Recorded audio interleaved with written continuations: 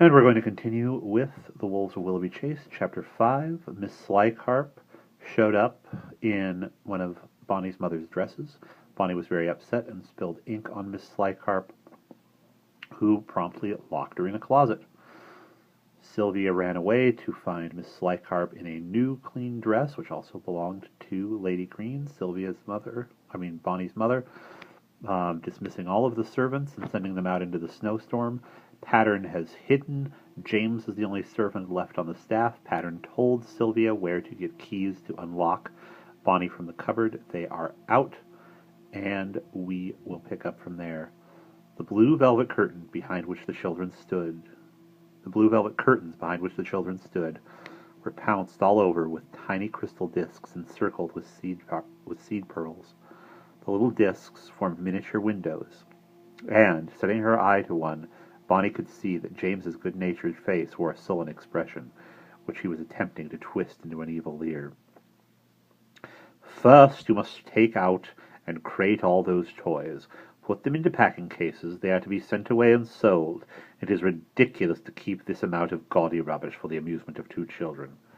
Yes, ma'am. At dinner time, bring some bread and water on a tray for Miss Green, who is locked up in that cupboard. Shall I let her out, ma'am?" "Certainly not. She is a badly behaved, ill-conditioned child, and must be disciplined. She may be let out this evening at 8:30. Here is the key." "Yes, ma'am." "The other child, Miss Sylvia Green, may lunch in the schoolroom as usual. Plain food, mind, nothing fancy. From now on the children are to make their own beds, sweep their own rooms, and wash their own plates and clothes." "Yes, ma'am." "After dinner, I wish you to see to the grooming of the horses and ponies. They are to be sold, save 4 carriage horses." "The children's ponies as well, ma'am?" "Certainly. I shall find more suitable occupations for the children than such idle and extravagant pursuits. Now, I am going to be busy in the estate room. You may bring me a light luncheon at 1 o'clock. Chicken, oyster patties, trifle, and a half-bottle of champagne." She swept out of the room. The moment she had gone, James went quickly to the cupboard and unlocked it, saying in a low voice, "She's gone now, Miss Bonnie. You can come out." He seemed greatly astonished to find the cupboard empty, but the next minute the children ran out from behind the curtain. "James, James!" cried Bonnie. "What does it all mean? How dare she sell my toys and Papa's horses? What is she doing it for?" "Why, she's wicked," Sylvia exclaimed indignantly. "She's a fiend." "You're right, miss. She's a thorough wrongin'," said James gloomily, when he had got over the surprise of Bonnie's not being in the cupboard after all. "How your pa came to be so deceived in her, I'll never know." But he had never met her. It was arranged that she should come here to look after us by his lawyer in London, Mr. Gripe. And after all, she is a relative." "Ah, I see," said James, scratching his head. "Even so, it's a puzzle to me why Sir Willoughby didn't rumble her when he saw her. One look at her face would be enough to show the sort she is, you'd think.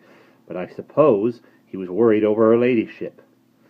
"But, James, why is she dismissing the servants, and why has she kept you on?" "Why, miss, I suppose she means to make hay while the sun shines, save the servants' wages, and pop as much of your pa's money into her pocket as she can while he's away.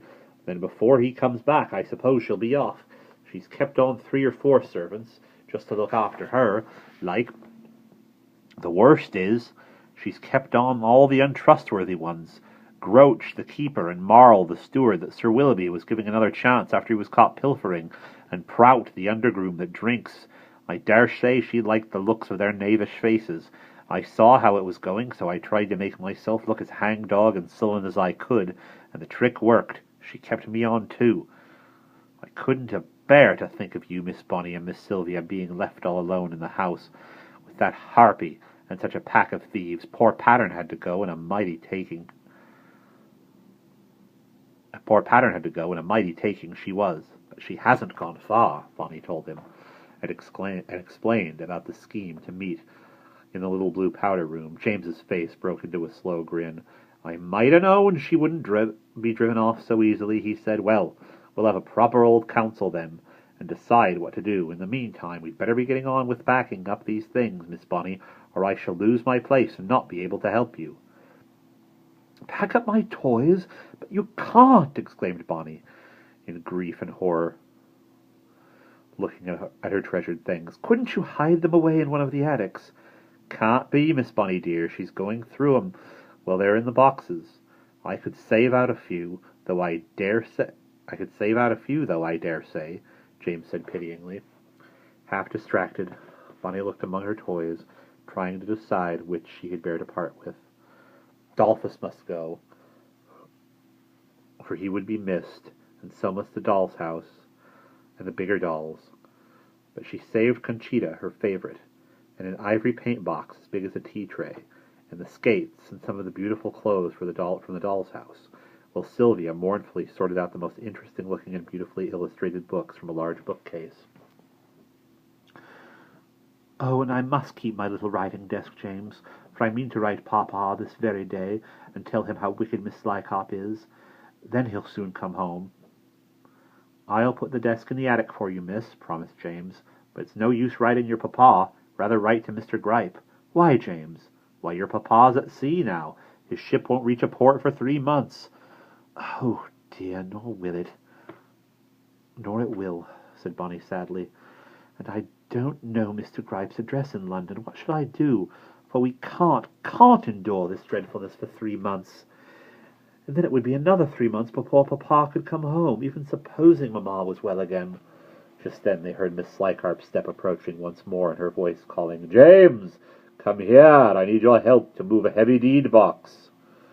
I must go, miss, whispered James hurriedly. Don't let yourself be seen. I'll bring your luncheon up by and by. He hastened from the room. The day passed unhappily, as Bonnie was supposed to be shut in the cupboard. She could not leave the schoolroom for fear of meeting Miss Slycarp, and Sylvia would go nowhere without her. They tried various occupations, reading, sewing, drawing, but had not the heart to pursue them for long. At noon they heard Miss Slycarp's voice in the passage outside. Bonnie whisked beside the curtain, but the governess did not come in. She was speaking to James again. Is that the young lady's luncheon?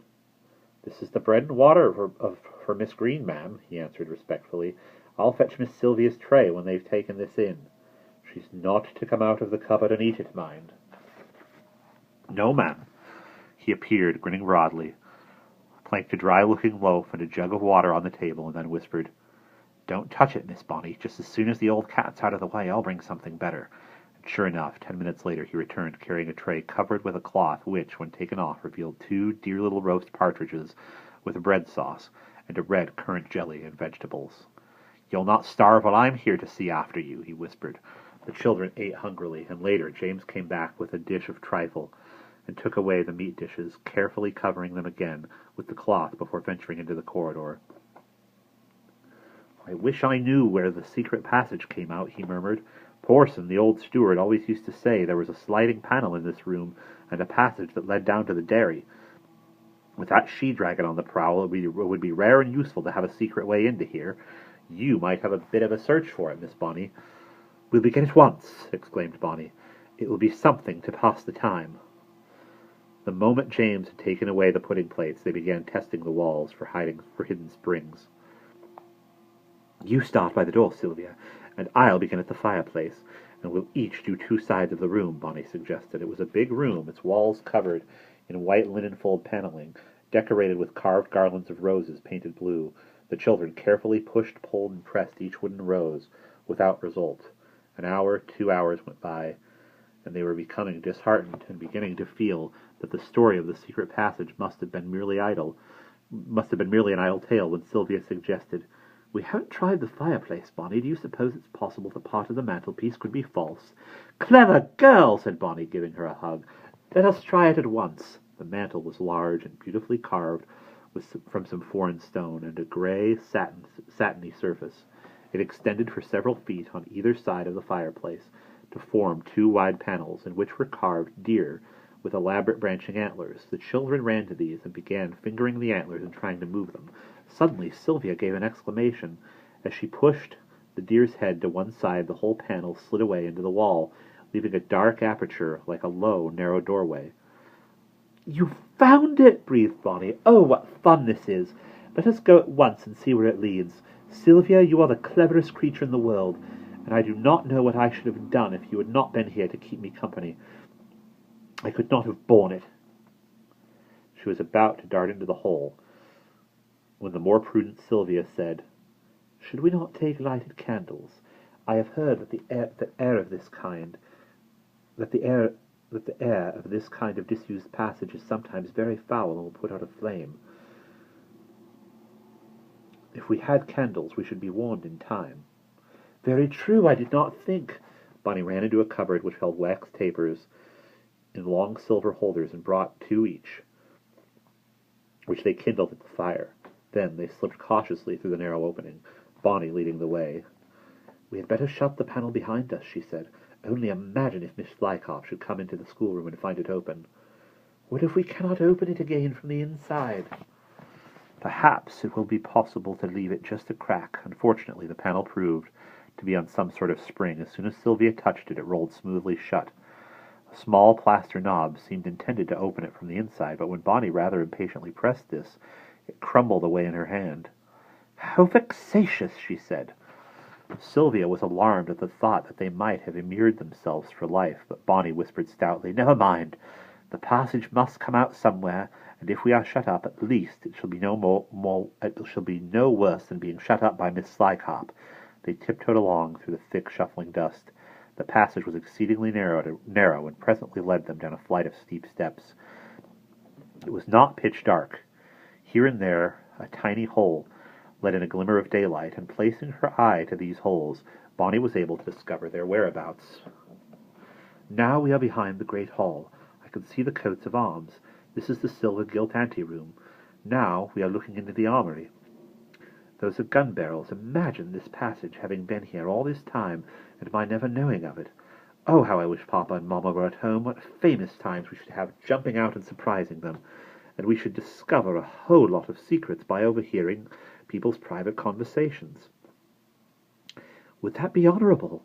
Sylvia doubtfully whispered. "Perhaps not with Papa and Mamma, but it would be quite another matter with Miss Slycop. I mean to listen to her all I can." They soon had an opportunity to do so, for the next peephole looked into the library, and when Bonnie put her eye to it, she saw the governess in close consultation with Mr. Grimshaw. They were at the far end of the large room, and at first out of earshot, but they soon moved nearer to the unseen watchers. "Poke up the fire, Josiah," said Miss Slycop, who was studying a large parchment. "This must be burned at once, now that we have succeeded in finding it." The children heard Mr. Grimshaw stirring up the logs, and realizing that they must be standing beside the fireplace, and that their spy-hole was probably concealed in a chimney-piece, it was possible that there was another opening panel, similar to that in the schoolroom, but they were careful not to try pressing any projections, having no wish to be brought suddenly face to face with their enemies.